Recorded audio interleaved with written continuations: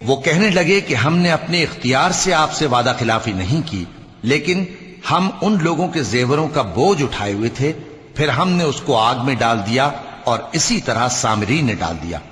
تو اس نے ان کے لیے ایک بچڑا بنا دیا، یعنی ایک بے جان جسم جس میں گائے کسی آواز تھی۔ تو لوگ کہنے لگے کہ یہی تمہارا معبود ہے اور یہی موسیٰ کا معبود ہے، مگر وہ بھول گئے ہیں۔ تو کیا یہ لوگ نہیں دیکھتے کہ وہ ان کی کسی بات کا جواب نہیں دیتا اور نہ ان کے نقصان اور نفع کا کچھ اختیار رکھتا ہے؟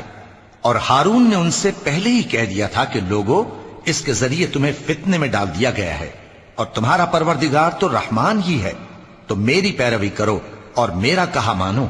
وہ کہنے لگے کہ جب تک موسیٰ ہمارے پاس واپس نہ آئیں ہم تو اس کی پوجا پر قائم رہیں گے۔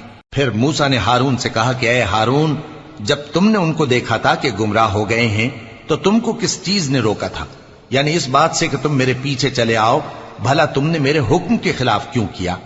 کہنے لگے کہ اے ماں جائے، میری داڑھی اور سر کے بالوں کو نہ پکڑیے، میں تو اس سے ڈرا کہ آپ یہ نہ کہیں کہ تم نے بنی اسرائیل میں تفرقہ ڈال دیا اور میری بات کو ملحوظ نہ رکھا۔ موسیٰ نے فرمایا تو اے سامری تیرا کیا حال ہے؟ اس نے کہا کہ میں نے ایسی چیز دیکھی جو اوروں نے نہیں دیکھی، تو میں نے فرشتے کے نقش پا سے مٹی کی ایک مٹھی بھر لی، پھر اس کو بچڑے کے جسم میں ڈال دیا اور مجھے میرے جی نے اس کام کو اچھا بتایا۔ موسیٰ نے کہا جا، تجھ کو دنیا کی زندگی میں یہ سزا ہے کہ کہتا رہے کہ مجھ کو ہاتھ نہ لگانا، اور تیرے لیے ایک اور وعدہ ہے، یعنی عذاب کا جو تجھ سے ٹل نہ سکے گا، اور جس معبود کی پوجا پر تو جمع ہوا تھا اس کو دیکھ، ہم اسے جلا دیں گے، پھر اس کی راکھ کو اڑا کر دریا میں بکھیر دیں گے۔